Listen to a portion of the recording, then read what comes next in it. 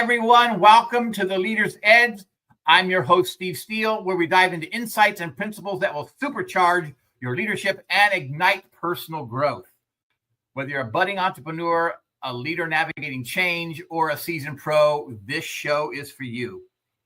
Each episode is packed with practical strategies designed to elevate your mindset and amplify your leadership impact. So get ready for actionable tips that can actually put you into practice immediately. And a huge shout out to all of our amazing listeners. Thank you so much for your unwavering support. So let's get started and lock you into your true potential. All right. Our guest today is a keynote speaker, an author, and professional illusionist who helps organizations build stronger leaders and better communicators. He has written 10 books on leadership, on communication, and personal growth, and speaks to corporations and associations across the country. Blending leadership insight with powerful illusions, Ken delivers masterful and presentations that are both memorable and practical for leaders and teams. His newest book, called Calling the Presidents, Leadership Wisdom from Every Commander-in-Chief, draws from decades of research and travel to presidential libraries, homes, historic sites across the United States. In it, Ken reveals powerful leadership lessons, both good and bad, for every American president, and shows how those lessons apply to leaders today. So welcome from the green room, Ken Hartley. Come on in, Ken. Hey, Steve, and hello, Leaders There Edge. he is. Hey, I am thrilled to be with you. Wow. Oh, I'm telling you what, Ken, I'm so excited you're here. And we've got a really amazing show today. We're really going to focus on this newest book that you wrote, Calling the Presidents, Leadership Wisdom from Every Commander-in-Chief. I absolutely love that title. And during this process, Ken, we're going to do a little challenge. I've got a little challenge for you, probably about the little way through. So, and we talked a little bit about it, but I don't think you know everything about it. So we're going to have a little challenge for you. Okay. All right. Sounds like a winner. Ken, let's just get started off. All right. I know a little bit about your story, but the amazing thing to this, and you can lead into it as you move along in the story, but how you came up with the title of this is so fascinating. So, Ken, just lead us into your story and where you came from and how you got where you're at and what you're doing. I was raised in Jackson, Tennessee, and from a very young age, I wanted to be the president of the United States. Other people wanted to be superheroes, policemen, firemen. I wanted to be the president. And this actually started right after I was born, because my mother is from Independence, Missouri. My grandfather had an electric store there, and he did a lot of the electrical installation for Harry Truman's house. That was about right? 2 blocks. Yeah, just 2 blocks from his house. And so right after I was born, a few months later, he walks over to the Truman house, and he has this little Bible right here that has my name imprinted, a little Gideon Bible, and walks over, knocks on the door, and Harry Truman answered. It was the day and age it was. Is that right? He said, "What can I do for you, Glenn?" He said, "Well, I just had a grandson." He said, "Well, that's a wonderful thing, Glenn."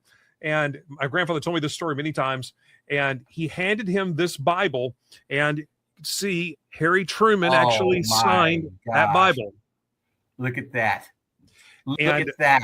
Yeah. So I still have this today. It's one of those treasures.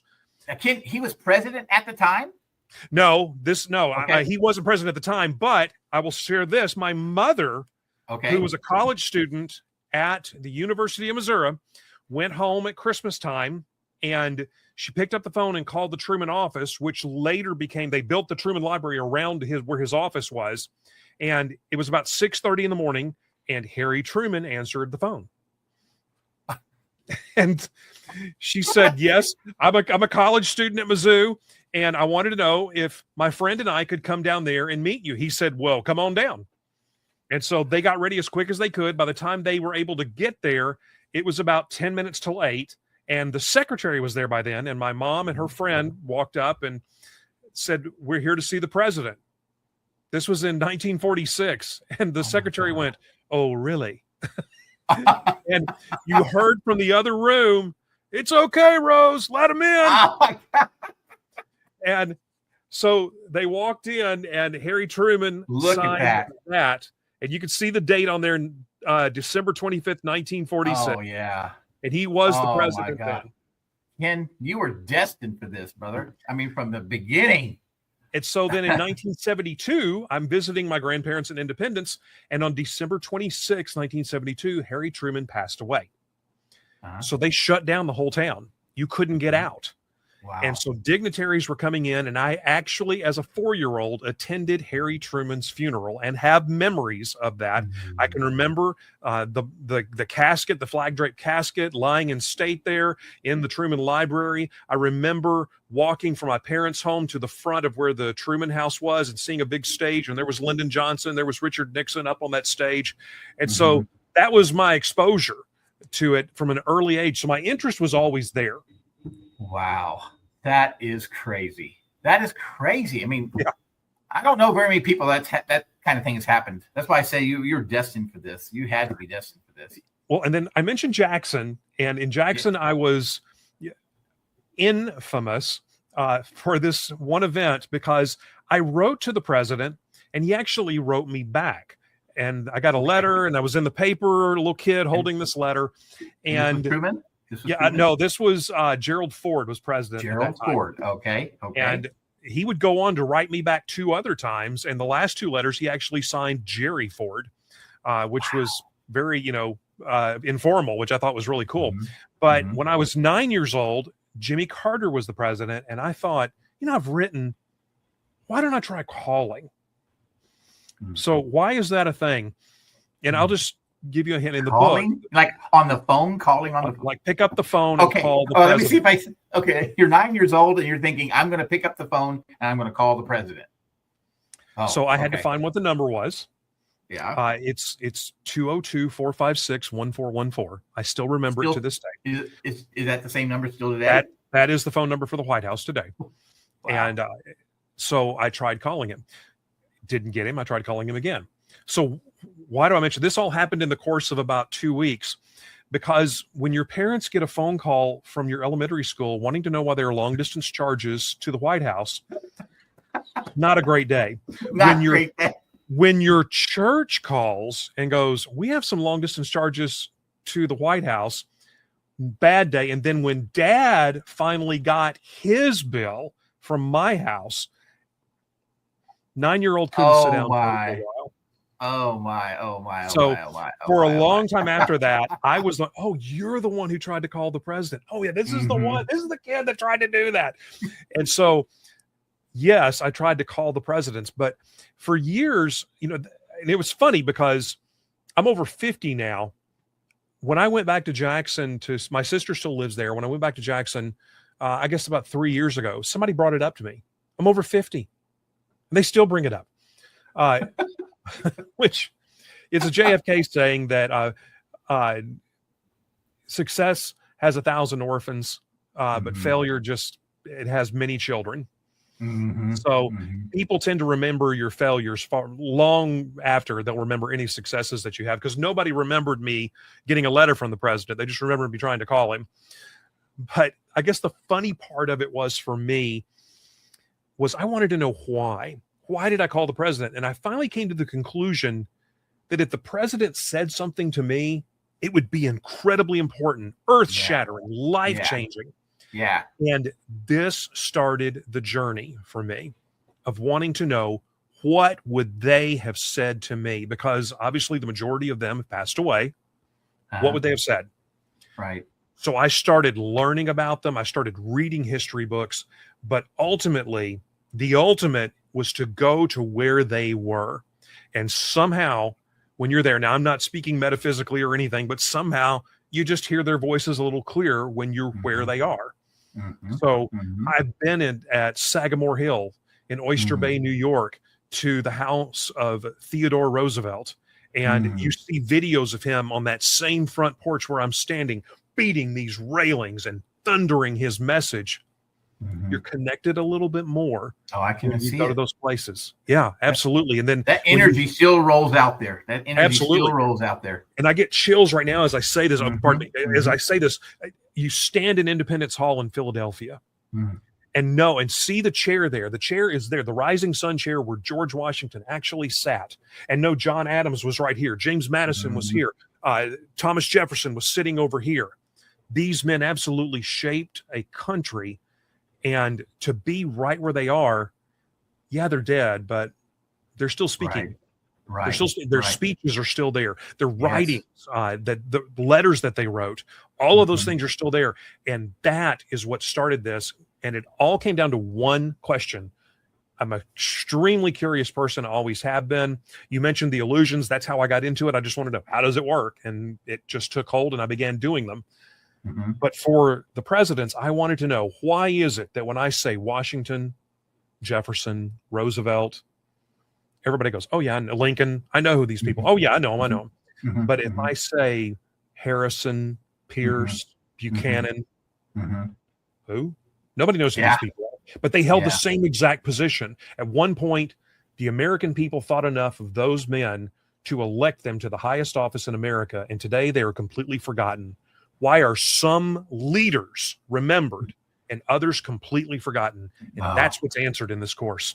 And I really want to get into a little bit of that, because I think thus, okay, so let me get back to this, make sure Ed, our audience really understands why the title of the book is the way it is because you actually called the president on the phone to get him. I tried to call a president, but then after that, it started a lifelong pursuit of calling on every single president. I love it. So every birthplace, every library, museum, gravesite, I've gone to every one of them. It took me the better part of 12 years to do all of them. And in the course of me being a keynote speaker and traveling from this, this state to this state, if I knew I was going to be near a site, I would fly in a day early or stay a day later, get a rental car, pay for my hotel room, and I'd just go. And every one of these sites represents an entire day. And I am that guy that goes through the library and sits there and reads every single thing, watches every video, because I'm looking for that golden leadership nugget from that person. And every one of them have it. Some good, some not so good. But in my opinion, you can learn just as much, if not more, from the bad ones as you can the good ones. It was Jim Rohn, who I'm sure you're familiar with, Jim Rohn, who said, find somebody who really made a mess of their life and sit down with them. That's great information. It really is. That's beautiful. Well, that's what I did with the presidents. That's beautiful. I absolutely love that. I thought that was so intriguing of why you wrote the book, the title of the book the way you did. But Ken, we're actually going to get into something here because we're going to talk about some presidents, but we're going to do this little challenge, okay? And it's going to take us through this section, a little bit of this section, probably into the next session. We got plenty of time to talk about these, okay? So what I'm going to do, Ken, is I'm going to come up with, we have 47 presidents, right? 47 terms, 45 men. But yeah. Okay. 47 terms, 45 men. Okay. So on your expertise, I'm just gonna lay it on your expertise here. I'm gonna pick a number, whatever that number is. And we only discussed one, maybe two numbers when we were talking before in our discovery call. And I think we talked about number 16, which we really want to get into that. And so, but yeah, it is a good one. But I'm going to call out some numbers, and I just want you to tell me a little bit about that president and the leadership lesson that you've learned or that you can share with us about that particular presidency or that particular president. Can you do that? All right. Are you ready for the challenge, brother? Rock and roll. Let's do it. I love it. Okay. Number one. Okay. And I'm going to go with this one because I love this guy, and we already talked a little bit about him, but not a lot. Number 33. Number 33. Well, number 33 is that guy right there. That's right. That is Harry S. Truman. That's right. Yeah. Truman, the thing that's so extraordinary about Harry S. Truman is, well, it's several things about him. He was something interesting about him that people don't know. He signed that, Harry S. Truman. In the day and age where he lived, it was common for the mother's parents, whatever their names were, to be the middle name of the son. Well, his mother had grandfather Solomon and grandfather Shippe, Shipppe. Those were the two grandparents. Well, Truman's parents couldn't agree. Solomon, Shippe. So they couldn't agree over the name. And so they decided on nothing. The S in Harry Truman stands for nothing. It's an initial. Is that right? Nothing. Just an S? It's just an S. So most people don't know that. No. He's also the only president of the 20th century who did not die a millionaire. He refused to get paid huge sums of money to go on the speaking circuit because he said, they don't want me, they want the office of the president, and that's not for sale. So a very integrous president, but he had to make more difficult decisions than any other president I know of in history in a short amount of time. He inherited a mess of a war from Franklin D. Roosevelt. Germany was almost beaten, but they weren't yet. And Truman walks into this. He knows nothing about the Manhattan Project, the atomic bomb. He knows nothing about the plan, strategies. He's been kept out of it. And in just a short time, I'm talking 30 days, he's got to go bang, bang, bang, bang through all of these, make some hard choices that end World War II, most notably dropping the atomic bomb, which he did because he said, I'm going to save more lives by doing this than allowing the war to continue and millions to be dead on both sides. Truman's favorite saying was, the buck stops here. Right. Which that comes from when they were playing poker in the West, whoever was the dealer would have the buck knife. And so if you didn't want to deal, you would take the buck knife and pass it. Meant you didn't want to do it. But wherever the dealer was, the buck stopped with them. Wow. So that's where Truman got the saying from. It was a popular saying then. Most people don't know on the back of that sign, the buck stops here, it said, I'm from Missouri on the back of it. That means Missouri is the show me state. My mother used to say this all the time. I'm from Missouri on that. Nah, I'm from Missouri on that. That means, I don't know if I agree with that. You're going to have to show me that before I'm going to believe it. And that's what faced Truman the whole time. A leader knows that you are the one who's going to make the decision, but before you make a decision, you need to have verifiable proof. That's the leadership lesson from Harry S. Truman. Wow. Verifiable truth. That's beautiful. My gosh. Well, Ken, we got several more we're going to go through, okay? But we're going to have to take a quick break, right? Sounds great. Oh, yeah. So we're going to take a quick break. When we return, we're going to get back into some of the numbers, the presidents. I'm going to choose some numbers, and Ken's going to tell us all about them. We'll be right back to the Leader's Edge.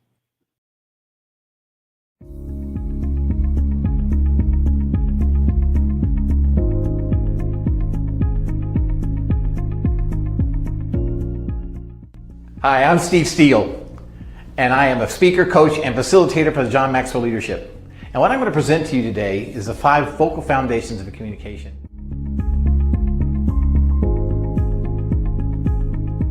So let's talk about the paralanguage foundation gap that exists.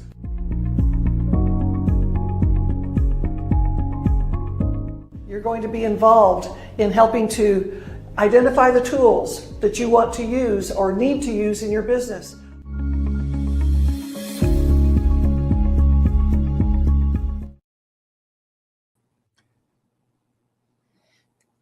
Hey everyone, welcome back to the Leader's Edge. I'm Steve Steele, your host, with our special guest today, Ken Hartley. And Ken, we just finished talking a little bit about the 33rd president, Harry S. Truman. And you said that S doesn't stand for anything. It was just like, it's just an initial. And one of the hardest decisions he had to make was the buck stops here on the atomic bomb. That decision there, I can't imagine trying to make that decision. I've often thought that over my lifetime, of how hard and difficult that decision must have been, because it's impacted us from that point on all the way to now, and it will never ever change. That decision has impacted us. He was interviewed about that when he was in his 80s by a guy named Merle Miller, and that's a book called Plain Speaking Harry Truman. So if you really want Truman in his very raw and real form, you can get that. And Merle Miller just had a little cassette tape recorder and was recording him and then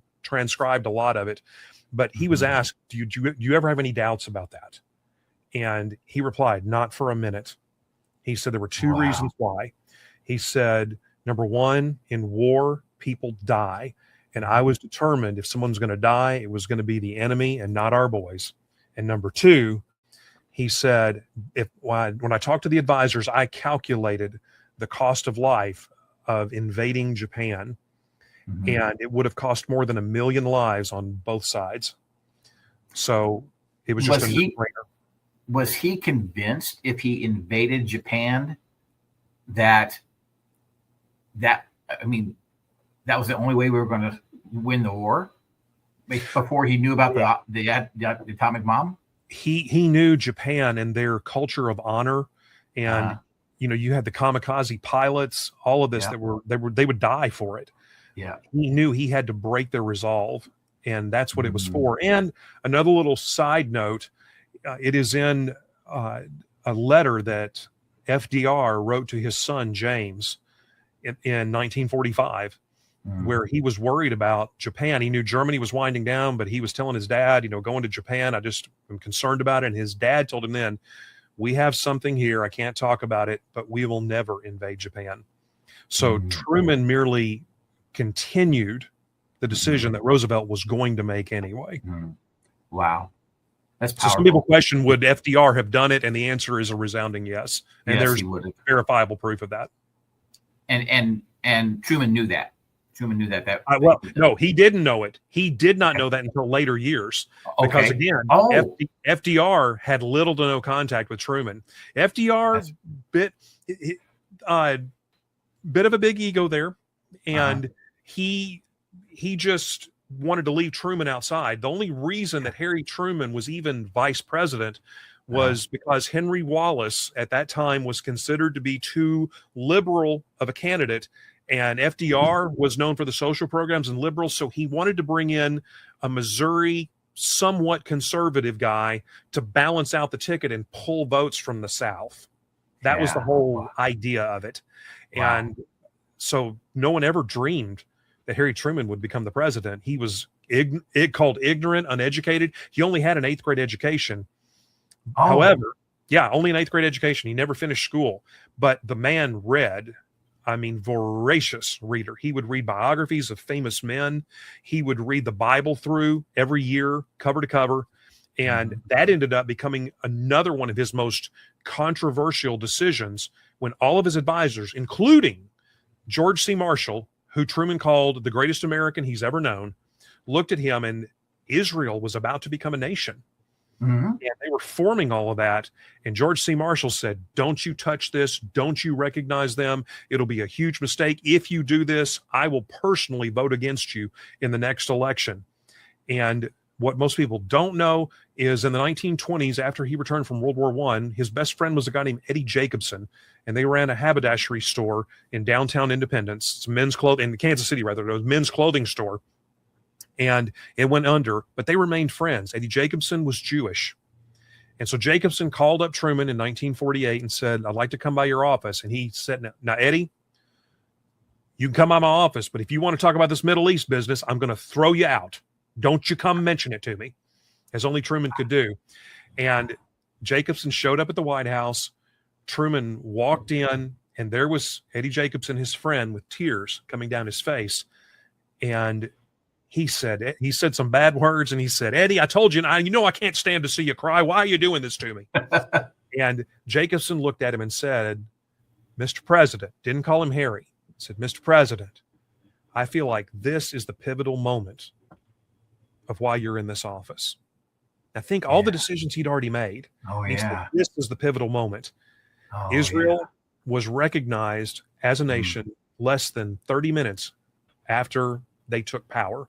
1948 Harry Truman recognized them, first nation to do it. Short amount of time. He did take hits for doing that. But 1 year later, the chief rabbi from Israel showed up, presented him with the Torah, beautiful Torah. It's in the Truman Library. You can see it. And said, Mr. President, I believe it was for this reason that you were born. And when he said that to Harry Truman, it was his turn. Tears came down his face. Wow. That's a beautiful story, Ken. I had no clue. I mean, it's amazing what took place behind the scenes of all this. Yeah. Wow. Well, thank you for number 33. Thank you. Absolutely. I'm going to go back. I'm going to go back in time. We're going to go. How about number 8? Number 8. Oh, wow. Martin Van Buren. Martin Van Buren. Yeah. He was raised in a tavern in Kinderhook, New York. Rural area. His father owned that tavern, and young Martin would go there and listen to stories that the tavern people would tell. And it was a veritable masterclass in understanding people.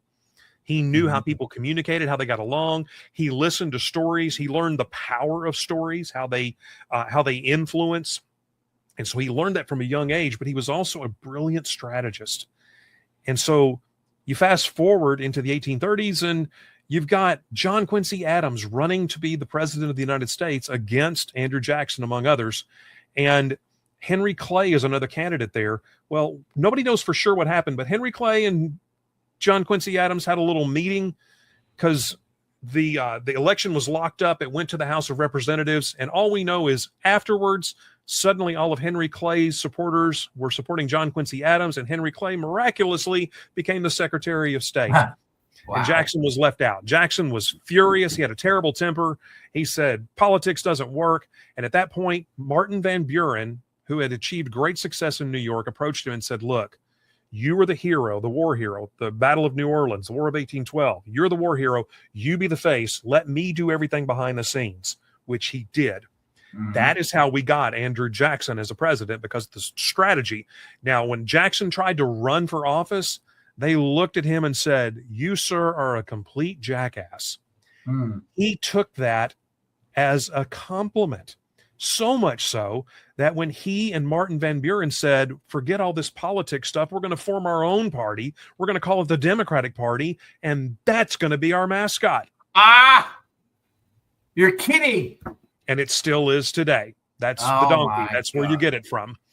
Oh, my God. So Van Buren became Jackson's Secretary of State. In the second term, he was the vice president. He had achieved so much success, people started looking at him and going, it's old Kinderhook. Old Kinderhook. He's such a good guy. Well, Van Buren loved that. He thought, wow, I'm doing a pretty good job. He loved it so much, he started signing paperwork, old Kinderhook, old Kinderhook, old Kinderhook. But when you're signing a stack of papers, it gets to be a little too much. So he started abbreviating it. Well, that went to Andrew Jackson's desk, and Jackson had no clue what it meant.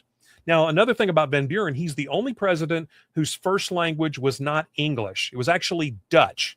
And Dutch is still spoken in Kinderhook, New York today. So Jackson figured this was some kind of Dutch thing that he didn't know what it was. Maybe meaning all correct. He didn't know. So he started using it. A Boston newspaper picked it up to make fun of them and started using the abbreviation. And today, Old Kinderhook, or OK, is the most common used phrase in the world. You can thank Martin Van Buren. Wow. That's amazing. That's beautiful. Let's jump to another one real quick. Yeah. Let's go. And I know this is a powerful one, and I want to talk about, I definitely want to get this in because I don't, time is always an issue on the Leader's Edge. We get so wrapped up and things move so quickly. But I do want to talk about number 16. Yeah. Well, that's the guy. If you look at American history, you can divide it up into the founding fathers. You can divide it up into this slide where America has to deal with the issue that nobody wants to talk about, which is slavery. And then you have Reconstruction. But the axis point, the pinwheel, is a president in a category all his own, and that's number 16, Abraham Lincoln. And all of American history turns on this president. He is somebody who goes through a metamorphosis. Now, interesting thing, in 1846, Martin Van Buren, the guy you were just talking about, is passing through Rochester, Illinois. Terrible rainstorm. It dooms him to stay overnight in Rochester, but everybody knows what a great storyteller he is. So they said, we want to hear your stories, and we want to bring our own storyteller because we think this guy has amazing stories as well. So they go to a tavern, have a few drinks. Martin Van Buren starts sharing his stories. Their storyteller shows up, starts telling his stories. One tops the other. And Martin Van Buren would later say that it was the most enjoyable night he ever remembered spending talking with somebody else. Although the young man's politics were askew. Martin Van Buren was, of course, a Democrat. The young man he was talking to at that time was a Whig, and his name was Abraham Lincoln. Wow. So he ended up, it's funny, again, how these threads go together, and they end up knowing each other. Now, was Van Buren old at that point? Because he was Yes. the 8th president, so he would have been relatively old, and I would assume Lincoln would have been younger. Very young. He was just a lawyer at that point. Yeah. And he had not yet run for Congress. That wouldn't come until later that year. And so another interesting fact here is John Quincy Adams was the president who was appointed minister to the Netherlands by George Washington in 1794 in his 20s. He could speak 8 different languages. Brilliant man. Wow. In 1848, John Quincy Adams is the only president to serve as a congressman after he's the president. He's on the floor of the House, and he has a massive stroke. They pick him up, they carry him out. One of the people who picked him up and carried him out was a freshman congressman from Illinois, Abraham Lincoln, making John Quincy Adams the only president we know that knew both Washington and Lincoln. Wow. Wow. So That's those two were amazing. weaved together. And Lincoln ended up serving on the funeral committee for John Quincy Adams when he died a couple of days later in the Capitol building. Yeah. But Lincoln, if you read some of his writings at the very beginning, they're not good. I don't mean just bad writing. He was always a brilliant storyteller, but his views were very much racist. There's no other way to put that. And when he inherited the mess that he inherited from James Buchanan, Buchanan looked at him at the inauguration on the way to, I should say, in the carriage and said, if you are as happy in attaining this office as I am in leaving it, then you are a happy man indeed. And Lincoln won with 41% of the vote. That's all he got, 41% of the popular vote. It's one of the lowest. Yeah. And so he walks in and says, look, if keeping slavery means uniting the country, I'll keep it. If getting rid of it means uniting the country, whatever. He just wanted to keep the country together. And it wasn't until later on, and we don't know for sure what it was. I personally think it had to do with the Battle of Antietam in 1862, which was the bloodiest day in American history. Over 23,000 Americans died that day. More than 9/11, D-Day. Greater than Gettysburg. Yes. Yes. Wow. In one day, the bloodiest day. But that was also the first battle that was actually photographed. And so some of those pictures came back to Lincoln. And something inside him snapped where he said, this is no longer about uniting us. We're never going to be united unless we eradicate the evil of slavery. Wow. And that's how we got the great emancipator.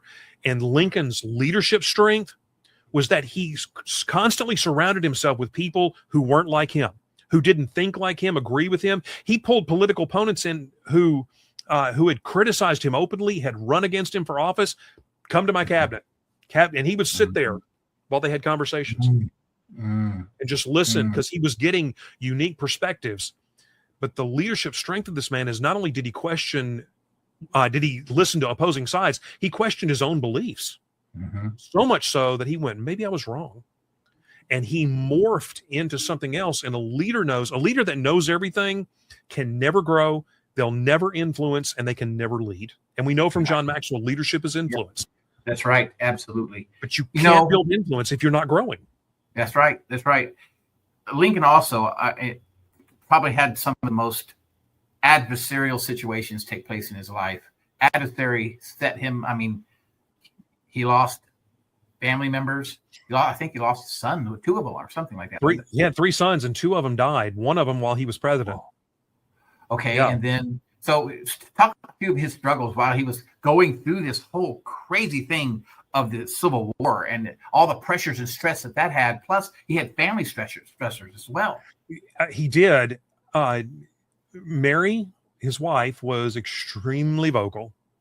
And one of the first ladies to be so much so. She was really out there. And that was not well received by some people. Lincoln, I would say, it's not even close, was the most harshly criticized president of any of them. And like I said, it's not even close. I know people talk about, we look at the modern day politics and go, oh, they're so critical. It doesn't hold a candle to what Lincoln endured. And he had people from, of course, the South hated him. Majority of the South hated him.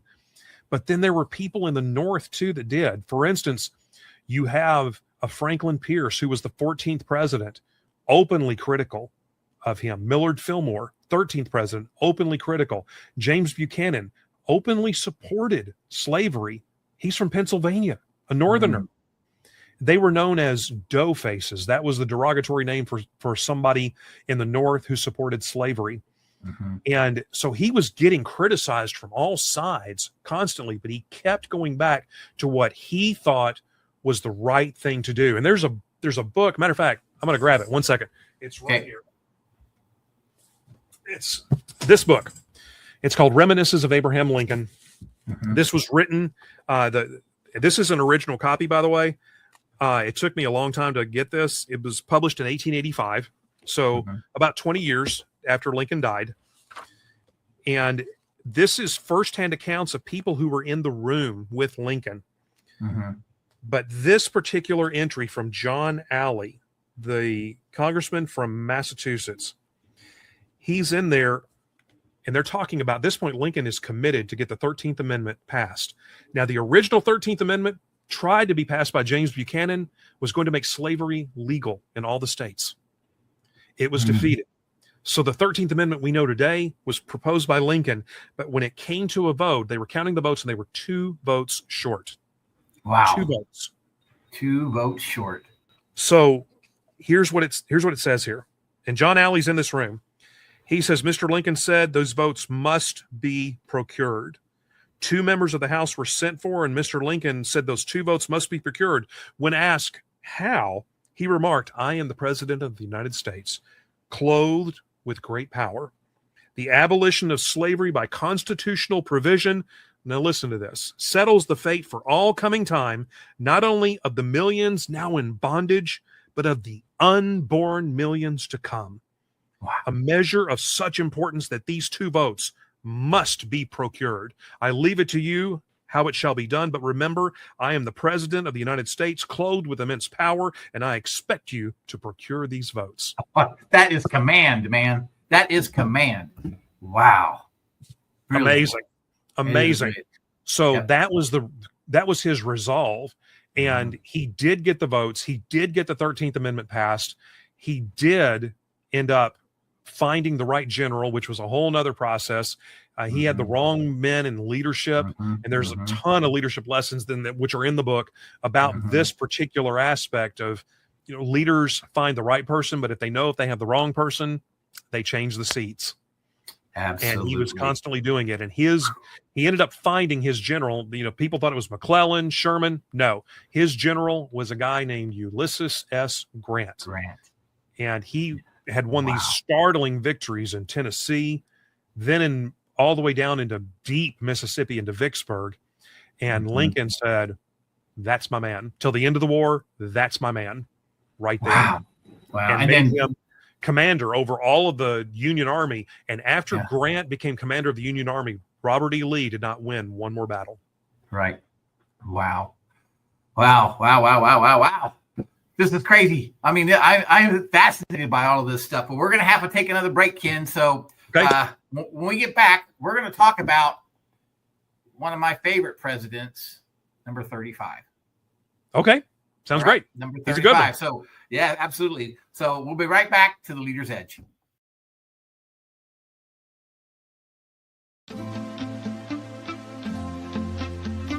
Are you ready to elevate your organization with a team of transformational leaders? Do you want to attract and nurture top talent while enhancing communication and productivity across generations? Hi, I'm Steve Steele, co-host of The Leader's Edge, and your coach with the Maxwell Leadership Team. My program equips leaders with essential skills and resources to lead, coach, and communicate effectively, ensuring everyone thrives.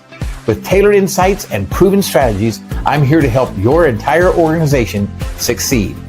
So reach out today at growthinleadership@gmail.com or visit johncmaxwellgroup.com/Steve Steele.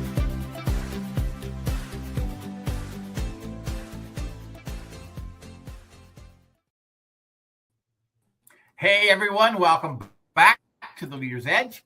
I'm Steve Steele, your host, with our special guest today, Ken Hartley. Ken, what amazing morning it's been. This has just been so phenomenal to me.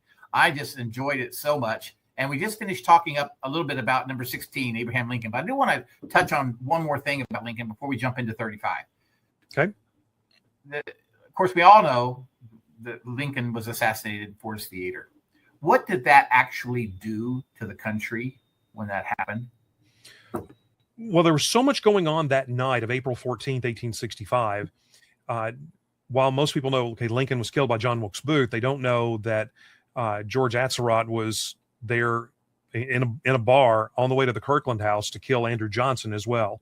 And Secretary Seward was viciously attacked that night. It was not just one. It was a conspiracy to knock off the entire federal government.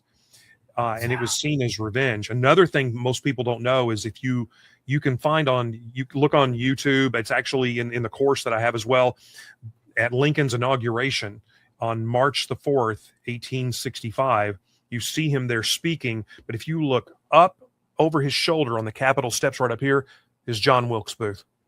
Wow. He's there. And he wrote in his diary, he thought about killing him that day. So the purpose of it was to disrupt the federal government. And I think this is where the genius of the founding fathers comes into play, because the government has been, and in my opinion, always will be, bigger than one person. Yeah. So much so that it can survive something as catastrophic as losing a leader like Lincoln. And Andrew Johnson, of course, was not nearly the leader Abraham Lincoln was. In fact, he was the exact opposite in most of his ways. But the idea was to cut off the head and the whole body would fall apart. And it didn't happen that way at all. No. The country was. Yeah, and I think throughout history we've seen that happen. You know, it tried to cut off the head, but it didn't happen. The country still kept moving forward no matter what. We have such a resilient country. It's just amazing. Which is an unfortunate but a decent segue to our next one that you're talking about. Absolutely. Let's talk about number 35. I was a child when Kennedy actually got into office, and I want you to talk a little bit about him. I know that he was also a war hero as well. He was. And I know that he had really struggled with back pain. Tremendous. I think he got injured. So talk to us a little about Ken. Most people don't know that he suffered from Addison's disease. It was chronic all of his life. Also, a lot of people don't know he actually received the last rites 5 different times in his life. Catholic. So, no way. I did not know that. Yeah. 5 different times they thought he was going to die from various things, as an infant, and then as a teenager, as an adult, as an adult before he was a congressman, and then while he was a congressman, he was overseas and caught something over there and almost died from that. And then, of course, the 5th one was in Dallas. But in 1943. He is aboard the patrol torpedo boat 109, PT 109, and it's the Japanese cruiser Amagari was the name of it that plowed into their boat and just split it in half. It killed one of them, and of course they're in the waters. And it was Kennedy who, when everybody else was losing their head, stayed calm, and then get a hold of this for 5 hours. 5 hours, he led those men through those waters in the dark to get them to safety. And I know that he had a life jacket that strapped around him, so he had his, and he was swimming with that man strapped to him. Wow. And I knew that there's lots of coral issues and all kinds of things when they were trying to get to land, and there's a lot of it was an unbearing task to do that, and it showed the courage of who Kennedy really was. Yeah, and of course, he ended up writing a book, Profiles in Courage, the first person in Profiles in Courage, which I read. I highly recommend that book for anybody who wants to study history.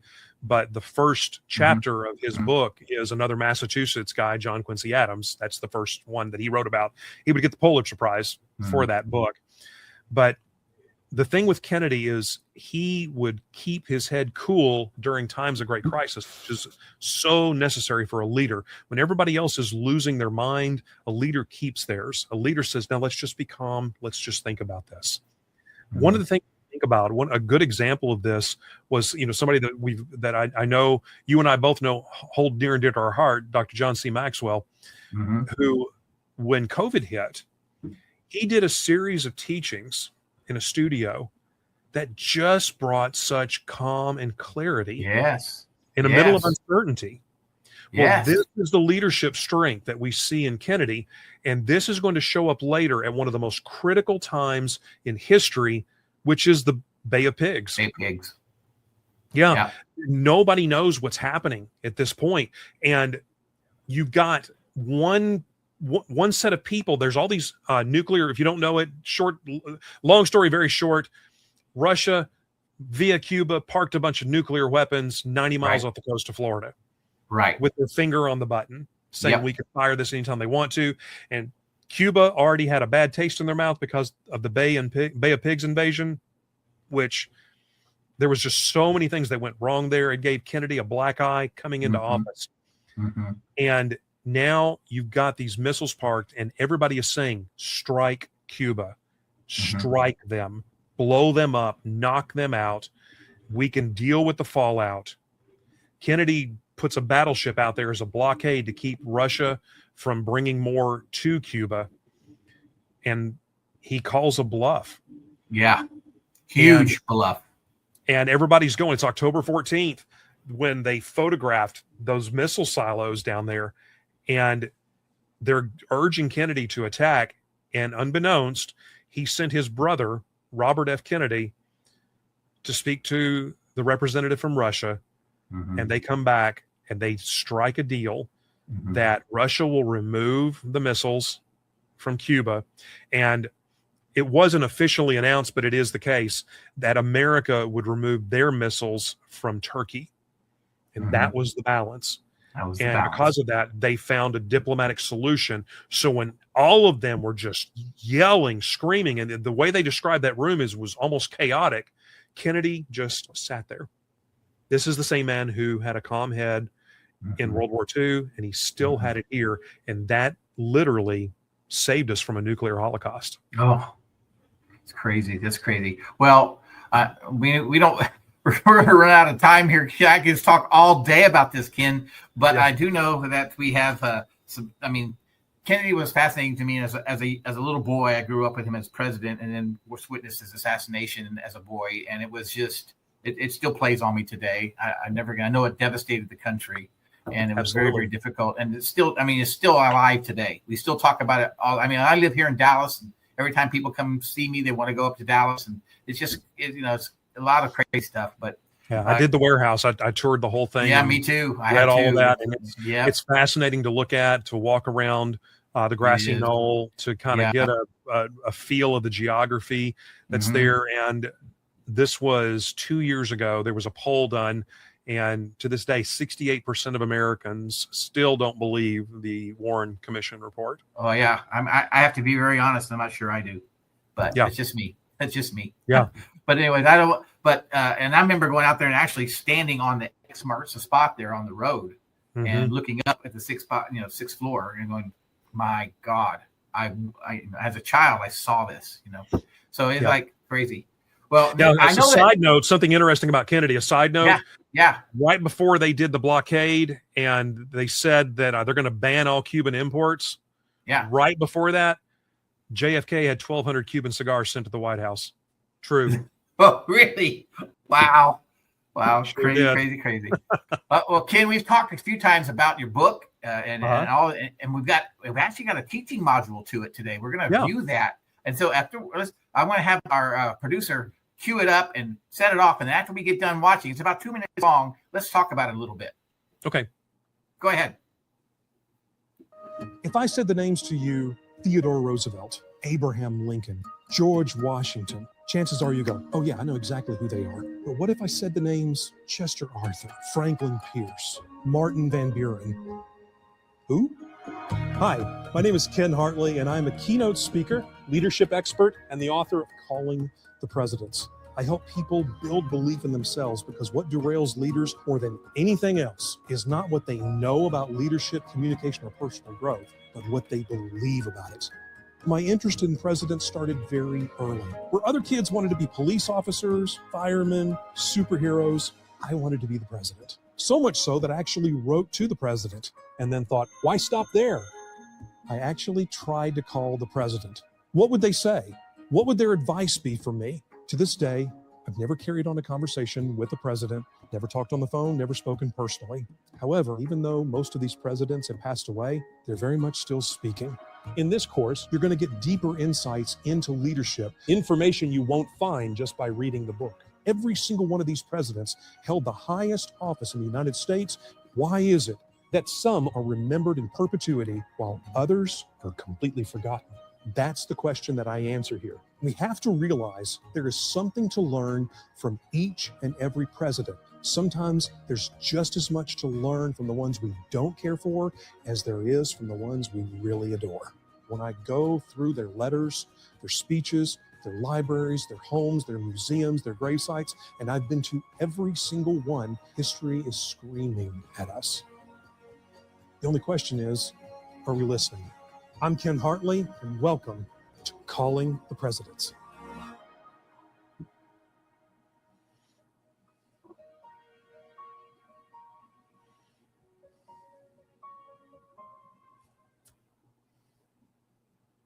Wow. That, and I understand, Ken, that's a premiere. We're the first. You were the first podcast. one. You're the first one to see that. It's not. It doesn't even drop on social media until tomorrow. Oh, wow. That was beautifully done, Ken. Beautifully done. The wonderful people at Leader Pass, who also have worked with John Maxwell and Chick-fil-A, among others. They're the best. They're so good. Highly recommend them. Absolutely. And what a beautiful job. So tell us a little bit about this. I mean, so you have a video modules teaching on your book, Calling the President. So tell us a little bit about it.